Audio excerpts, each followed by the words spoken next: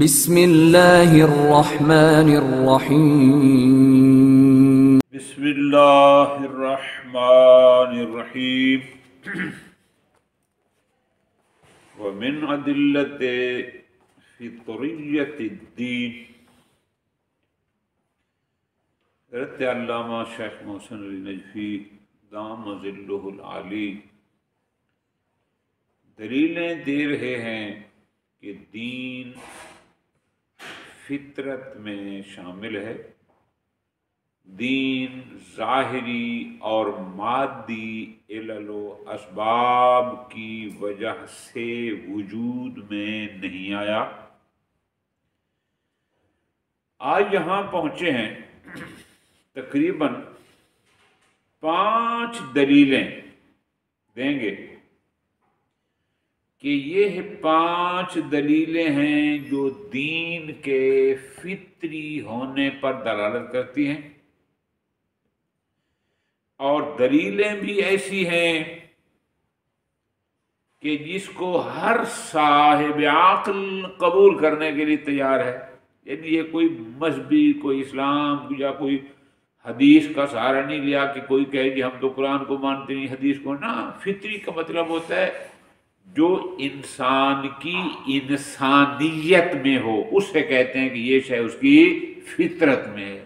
5 دلیلیں ہیں، بالکل سادہ، بالکل آسان۔ آپ ان کو کاغذ پر علیحدہ بھی نوٹ کر سکتے ہیں، بالکل سادہ الفاظ میں۔ فرماتے ہیں کہ دین کوئی آج کی پیداوار نہیں ہے، جب سے انسان ہے دین ہے۔ جس زمانے میں تاریخ بھی مدون نہیں ہوئی تھی، اور جیسے اب ہم کہتے ہیں نا اتنے سال گزر گئے، اتنے سال گزر ہفتے، جب یہ تاریخ اس انداز میں اس کو باقاعدہ منظم نہیں ہوئی تھی، اس سے پہلا جو انسان تھا اس میں بھی دین تھا۔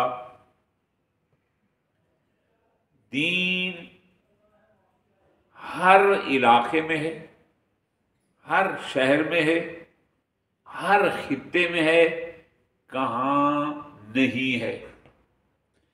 انہوں نے ایک مثال دی، بڑی پیاری مثال جو ہر بندے کی سمجھ میں آنے والی ہے۔ ماں اپنی اولاد سے محبت کرتی ہے، ماں کو محبت ہوتی ہے اولاد سے۔ تو کیا آپ کہتے ہیں کہ فلاں علاقے کی مائیں اپنی اولادوں سے پیار کرتی ہیں اور دوسرے علاقے کی نہیں کرتے؟ نہ، جو ماں ہے بس اس کو اولاد سے محبت ہے، وہ کس علاقے میں رہتی ہے، کس خطے میں رہتی ہے، اس کا دین کیا ہے، وہ شہری ہے، وہ دیہاتی ہے، وہ جنگلی ہے، نہ۔ بس جیسے ایک ماں میں اولاد کی محبت فطری ہے، اسی طرح ہر زمانے کے انسانوں کا بھی کسی نہ کسی دین کا قائل ہونا، کسی نہ کسی دین کو اپنانا، اس کا مطلب ہے کہ دین بھی فطرت میں شامل ہے۔ ہم ایک ایک اس کی وضاحت کرتے ہیں اور ایک ایک کا ترجمہ کرتے ہیں تاکہ آپ کو بھی آسانی ہو۔ فرماتے ہیں پہلی دلیل کہ دین فطری ہے، یہ ظاہری اور مادی علل و اسباب کی وجہ سے وجود میں نہیں آیا بلکہ یہ فطرت میں شامل ہے۔ نمبر 1، اعتناق الانسان الدین فی جمیع ادوار التاریخ۔ تمام ادوار میں کسی بھی صدی کو اٹھا لیں، کسی سال کو اٹھا لیں، صدیوں سے پہلے کو اٹھا لیں، ہر دور میں انسان دین کو اپناتا رہا ہے۔ اعتناق یعنی اپنانا۔ لوگ مانتے ہوتے ہیں نا گلے ڈالنا، گلے لگانا، گلے میں ڈالنا، مراد اپنانا، اپناتا رہا ہے۔ کما بین فی مواضع، اور یہ تاریخ میں واضح ہے کہ جو تاریخ کو بیان کرنا سب نے لکھا ہے۔ وَشُوهِدَ فِي الْحَفْرِيَاتِ اعْتِنَاقِ الْإِنسَانِ عَقِیدَةِ الدِّینِ ما قبل التاریخ۔ جو لوگ آثار قدیمہ کے ماہر ہیں، جو کھدائیاں کرتے ہیں، افریاد کہتے ہیں کھدائیوں کو، تو وہ بھی اس بات کے شاہد ہیں کہ جب تاریخ ابھی مدون نہیں ہوئی تھی اس انداز میں کہ سال کے اتنے مہینے ہوتے ہیں، مہینے میں اتنے دن، یعنی اس انداز میں جیسے آج کل ایک منظم انداز ہے، نہیں تھا، اس زمانے بھی لوگ دین کے پابند تھے۔ پابند تھے وہی مانا کہ وہ دین کو ماننے والے تھے، دین کو اپنانے والے تھے۔ وَجَمِيعُ الْعَقَائِدِ الدِّینِیَّہ، جتنے بھی دینی عقائد ہیں، بات دین کی ہو رہی ہے، دین اسلام کی، غیر اسلام کی نہیں، جو بھی دینی عقائد ہیں، بے مختلف اشکالہا، اپنی مختلف شکل و صورت ساتھ، کسی کا کوئی دین، کسی کا کوئی دین، جو بھی ہیں، انما تنبع من عین الفطرہ، یہ سارے فطرت کے چشمے کی سے پھوٹتے ہیں، پیدا ہوتے ہیں، یعنی چونکہ ان کی فطرت میں دین تھا تو ہر ایک نے دین کو اپنایا۔ اب کسی نے کون سا دین، کسی نے کون سا دین، یہ ایک علیحدہ بحث ہے، لیکن دین کو اپنایا۔ مثلو حنان الام لولدہا، یہ ایسے ہے جیسے ماں اپنی بچے سے مہربان ہوتی ہے، محبت کرتی ہے، اس کو ہوتا ہے بچے سے، اولاد سے محبت۔ بے دلیل ان هذه الخصوصیہ، اس لیے دلیل کیا ہے کہ ماں کی فطرت میں اولاد سے محبت ہے۔ دلیل یہ ہے کہ یہ خصوصیت کہ ماں کا اولاد سے محبت کرنا، اس پر مہربان ہونا، اس کے لیے نرم ہونا، تو لازم و جمیع الامہات، کائنات کی تمام ماؤں کو، کہاں بھی جہاں بھی پوری دنیا میں کہیں کوئی ماں ہے، اس میں یہ خصوصیت پائی جاتی ہے کہ وہ اپنے بچے اولاد سے محبت کرتی ہے۔ بدون اختصاص لمنطقۃ و زمان، ایسا نہیں ہے کہ فلاں علاقے کی ماں محبت کرتی ہے اولاد سے، فلاں علاقے کی نہیں، یا فلاں دور کی مائیں کرتی ہیں فلاں دور کی نہیں، ایسا نہیں ہے۔ بس یہ دلیل ہے کہ اولاد سے محبت ماں کی فطرت میں ہے۔ اسی طرح ہر دور تاریخ میں لوگوں کا کسی نہ کسی دین کو اپنانا، یہ دلیل ہے کہ دین فطرت میں شامل ہے، فطری سے۔ ایک دوسری دلیل، من الامور الفطریت، امور فطریہ میں سے ہے میل الانسان بطبعہ الی العدل والقسط، کہ انسان عدل و انصاف کی طرف میلان رکھتا ہے، وَتَنَفُّرُهُ مِنَ الظُّلْمِ، اور انسان ظلم سے نفرت کرتا ہے۔ کوئی بھی انسان ہو، کسی بھی علاقے کا، کسی بھی زمانے میں، وہ عدل و انصاف کو پسند کرتا ہے، ظلم سے نفرت کرتا ہے۔ بس اس کا مطلب ہے یہ عدل و انصاف کی طرف میلان، اس کو پسند کرنا، ظلم سے نفرت، داخل فی جبلۃ الانسان، یہ انسان کی ساخت میں داخل ہے، شامل ہے، کہ انسان کی خلقت میں، فطرت میں شامل ہے۔ ٹھیک ہو گیا؟ بالکل آسان۔ اچھا، اور دین کیا؟ دین بھی چاہیے، کوئی علیحدہ چیز نہیں ہے۔ تیسری دلیل بڑی آسان، التدین یوجد بدون تعلیم، تدین یعنی دین کو اپنانا۔ کسی نے کسی کو تعلیم نہیں دی، نہیں سکھایا، پھر بھی وہ کسی نہ کسی دین کو مانتا ہے۔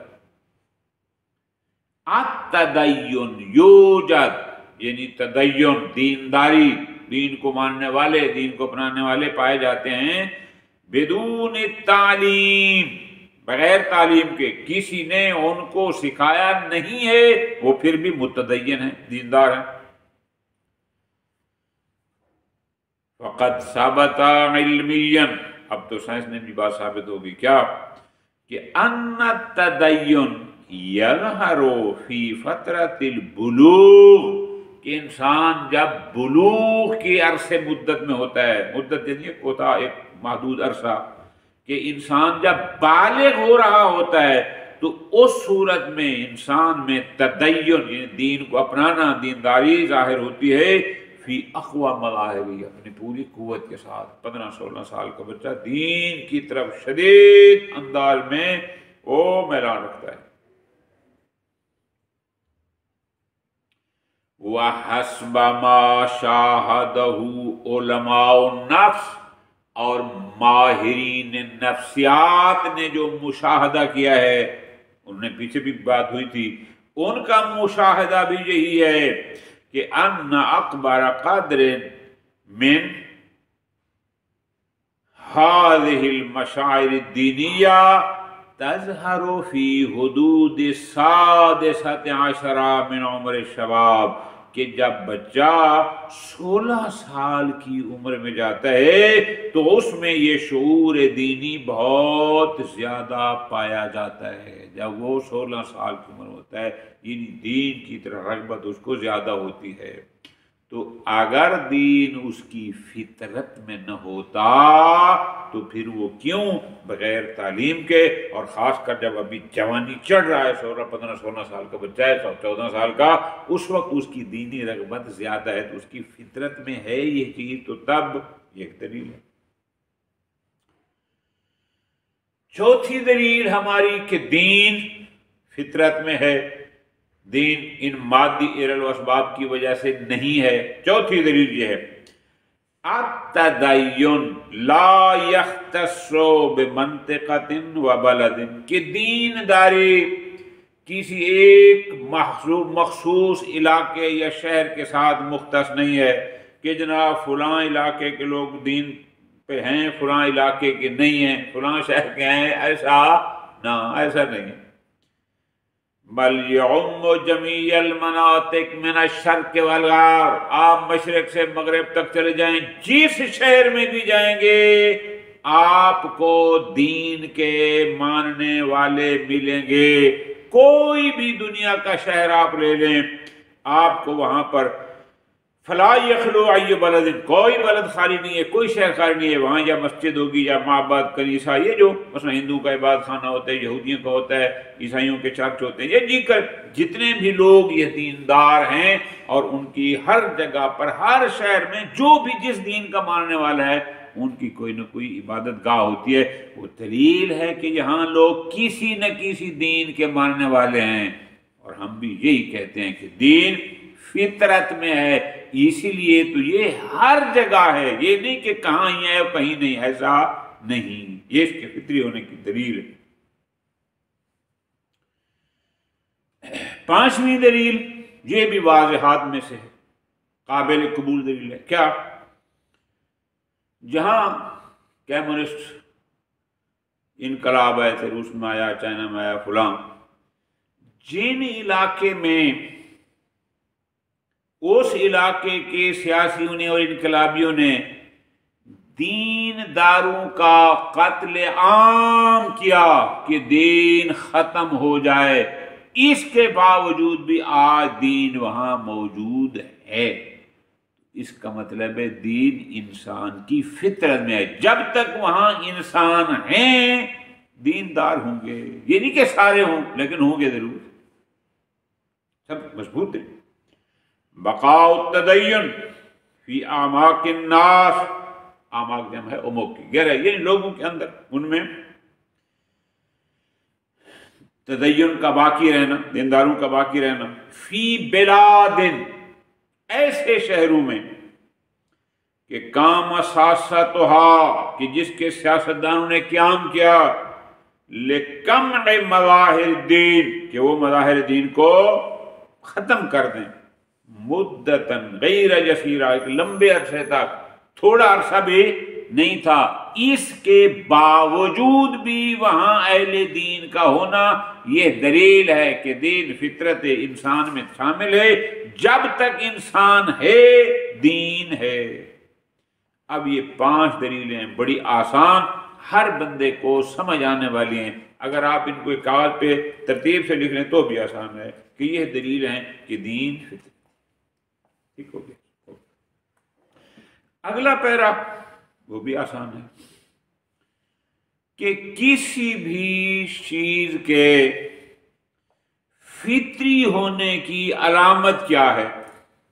बहुत प्यारी बात है, लिखने के काबिल, याद करने काबिल। मुफस्सिर कुरान दामद आली ने 4 अलामतें यहाँ तहरीर फरमाई हैं कि किसी भी चीज के, किसी भी आमर के फितरी होने की ये 4 अलामतें हैं कि जिस जिस आमर पर ये 4 अलामतें हों, समझो कि ये फितरी है, ये मावराए फितरत नहीं है, ये मादी चीज नहीं है, ये बाद की चीज नहीं है, ये फितरत में शामिल है, दखील है, बिल्कुल आसान। नंबर 1 अलाइमुल उमूरिल फित्रिया, यानी जो आमर फितरी होते हैं, जो फितरत इंसान, साख्त इंसान, जिबिल्लत इंसान में शामिल हैं, उसकी अलामत क्या है, हमें कैसे पता चलेगा कि ये शय फितरत में है और ये नहीं है। 4 अलामतें उन्होंने तारीफ रही। नंबर 1 अन्नल अमरल फित्रिया युलाज़िमुल इंसानियता वल बशरिया, कि जो फितरी चीज होती है वो इंसानियत और बशरियत को लाजिम होती है, यानी जिसमें इंसानियत है उसमें वो चीज भी है। वला यूजदु इंसान फाक़िदुन लिहाज़िहिल खुसूसिया, ऐसा नहीं है कि कोई इंसान हो और उसमें वो फितरी शय न हो, ना। अगर इंसान है तो उसकी इंसानियत का लाजमा यह है कि वो शय भी उसके साथ होगी हतमन। अल-अमरुल फित्री ला यहताज तहक्कुकुहु फिल इंसान इला तालीमिन। बड़ी प्यारी बात, जो फितरी अमर होता है वो इंसान में मुहक्कक होने के लिए किसी तालीम, किसी मुअल्लिम, किसी सिखाने वाले का मोहताज नहीं होता, बल अन्नहु मा युलाज़िमु इंसानियतल इंसान। बच्चा पैदा होता है, उसको कोई लेक्चर नहीं दिए जाते, उसको कोई सिखाया नहीं जाता, वो अपनी माँ से मानूस होता है, वो अपनी माँ के सीने से मानूस होता है। अब ये एक फितरी चीज़ें हैं, बल मा युलाज़िमु इंसानियतल, ये फितरी है। अल अमरुल फितरी ला यख़ज़उ लिल अवामिरिल खारिजिया, जो चीज इंसान की फितरत में है वो कभी भी अवामिल खारजिया, बैरूनी अवामिल के सामने सरनिगू नहीं होती, वो बाकी रहती है। जो चीज फितरत में है, हाँ, माँ की फितरत में है बाप बच्चे से, औलाद से मोहब्बत करना। कायनात की कोई भी मुश्किल आ जाए, कोई भी रुकावट आ जाए, माँ से औलाद की मोहब्बत को ख़त्म नहीं कर सकता। क्यों? इसलिए कि आमर फितरी अवामिल खारजिया के सामने खाज़े नहीं होता, झुकता नहीं है। अमसाल सियासा, चाहे वो अवामिल खारजी सियासी हों, जोग्राफियाई हों, इक्तिसादी हों, कुछ भी हो जाए, भूख, नंग, अफलास, कुछ भी हो जाए, फितरी अमर बाकी रहता है। चौथी अलामत, लैसा फी इम्कान आयातिल मुनाविया लिल उमूरिल फितरिया। दिआयात इसका मतलब है प्रोपेगेंडा, मुनाविया यानी मुनाफी।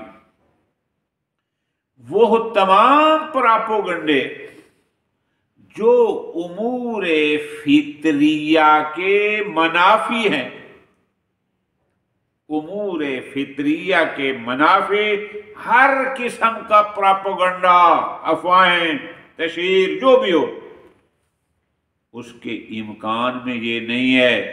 जितना भी आप कभी तरीन प्रोपेगेंडा क्यों ना कर लें, उसके इम्कान में ये नहीं है क्या? अंतकुमा बिलकलाब अलल उमूरिल फितरिया, कि वो उमूर फितरिया को ख़त्म कर दे। पूरी कायनात का मीडिया इस बात पर मुसिर हो जाए کہ ماں اولاد کی دشمن ہوتی ہے یا اولاد ماں کی دشمن ہوتی ہے، قطعاً ماں کے دل سے اولاد کی محبت ختم نہیں کر سکتی۔ کیوں؟ ان کا پروپگنڈا امر فطری کے منافی ہے، جو منافی قضا کا مطلب ختم نہیں کر سکتی۔ وَإِنْ كَانَتْ تُوجِبُ أَحْيَانًا، ممکن ہے کہ بسا اوقات اس کو تھوڑا کمزور کر لے کہ لوگ ان کے پراپگنڈے میں آ جائیں، لیکن کمزور کرنا اور بات ہے، ختم کرنا اور ہے۔ جو ہی ان پر حقیقت کھلے گی پھر واپس آ جائے گی۔ یہ علامتیں ہیں ان چیزوں کی کہ کون سا امر فطری ہوتا ہے۔ ایک اور دلیل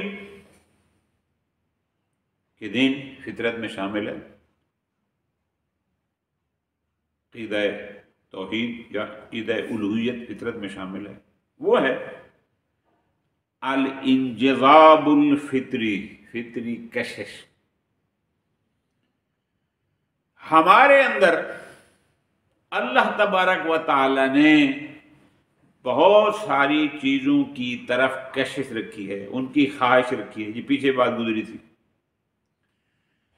میرے اندر ایک خواہش کا ہونا اس بات کی دلیل ہے کہ کوئی شے ہے جو میری اس خواہش کو پورا کر سکتی ہے۔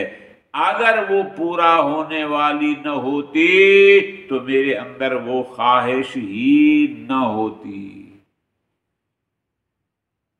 اس پر آپ غور کریں، بار بار سمجھ آ جائے گی۔ میرے اندر طعام کی خواہش ہے، یہ اس بات کی دلیل ہے کہ کچھ ہے جو جسے طعام کہا جاتا ہے، جس سے میری خواہش پوری ہوگی۔ میرے اندر پانی پینے کی خواہش کا ہونا اس بات کی دلیل ہے کہ کوئی شے ہے کہ جو میری اس پیاس کو، اس خواہش کو پورا کرے گی، ورنہ میرے اندر ایسی خواہش ہی نہ ہوتی جو پوری۔ پس خواہش کا ہونا اس بات کی دلیل ہے کہ کوئی شے ہے جو اس کو پورا کرے گی۔ فرماتے ہیں الدوافع الموجودۃ فی الانسان، یہ انسان میں جو مختلف خواہشات ہیں، مرکات ہیں، چاہتے ہیں، تدلو، جن خواہشات کا ہونا دلالت کرتا ہے علی وجود تامین لہذہ الدوافع، ان خواہشات کی کسی نے کوئی ضمانت دی ہے کہ میرے اندر جو خواہش ہے تو کسی نے ضمانت دی ہے کہ تیری خواہش ہے تو اس خواہش کو پورا کیا جا سکتا ہے۔ اس پورا کرنے کے لیے کیا چاہیے وہ بھی اس میں ہے، تبھی تو میرے اندر اس کی خواہش ہے۔ مثلا دافع الجوع والعطش فی الحیوان، جاندار میں بھوک اور پیاس کی خواہش ہونا، محسوس کرنا، اس کو بھوک لگتی ہے، پیاس لگتی ہے، یہ دلالت کرتا ہے علی وجود ما، کہ کوئی ایسی شے ہے کہ یرفع الجوع، جو اس کی بھوک اور پیاس کو ختم کر دے گی۔ اگر بھوک اور پیاس کو ختم کرنے والی کوئی شے نہ ہوتی تو جاندار میں بھوک اور پیاس کی خواہش ہی نہ ہوتی، محسوس ہی نہ ہوتا۔ دافع الزواج یدل علی وجود ما یتزوج الانسان معه، انسان میں شادی کی خواہش، زواج، ازدواج کی خواہش، یہ دلالت کرتی ہے کہ کوئی شے ہے جس سے انسان کی یہ خواہش ازدواج پوری ہو سکتی ہے۔ دافع الامومہ، ممتا بننے کی خواہش، خاتون کے دل میں جو خواہش ہوتی ہے کہ وہ ماں بنے، یہ دلالت کرتی ہے علی وجود اسباب الانجباب، کہ ایسے اسباب ہیں جو اس کو اولاد دلا سکتے ہیں۔ اگر اسباب انجلاب، اولاد پیدا کرنے کے اسباب نہ ہوتے تو اس میں ممتا بننے کی خواہش بھی نہ ہوتی۔ یہ مثالیں سمجھ آ گئیں؟ آگے فرماتے ہیں وَهَكَذَا، اب ہمارا مدعا اذا کان الانسان يعلق آمالہ الی الہ، کہ جب انسان اپنی امیدوں کو الہ اللہ کے ساتھ معلق کر دیتا ہے، یہ دلالت کرتا ہے کہ کوئی الہ ہے، تبھی تو یہ اپنی امیدیں اس سے لگائے بیٹھا ہے، اگر نہ ہوتا تو یہ اپنی امیدیں بھی اس سے نہ لگاتا۔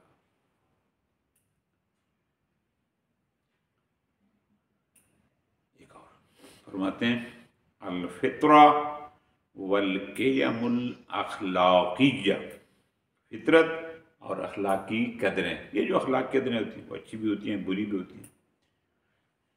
سبحان اللہ۔ القیم الاخلاقیہ الموجودہ فی الانسان، یہ انسان میں جو اخلاقی قدریں موجود ہیں، موہبۃ، موہبہ کا لغوی معنی ہوتا ہے استعداد فطری، یعنی اس کی فطرت میں یہ استعداد رکھی گئی، صلاحیت من الفطرت ہے۔ انسان میں اخلاقی قدروں کا موجود ہونا یہ اس کی فطری استعداد ہے، کہ اس کی فطرت میں استعداد ہے کہ وہ یہ کر سکتا ہے، ٹھیک۔ وَأَنَّ مَحْبُوبِيَّةَ الْعَدَالَةِ وَالْإِيثَارِ جات من الفطرہ، پوری توجہ، انسان کا عدالت کو پسند کرنا، ایثار کو پسند کرنا، یہ اس کی فطرت میں ہے۔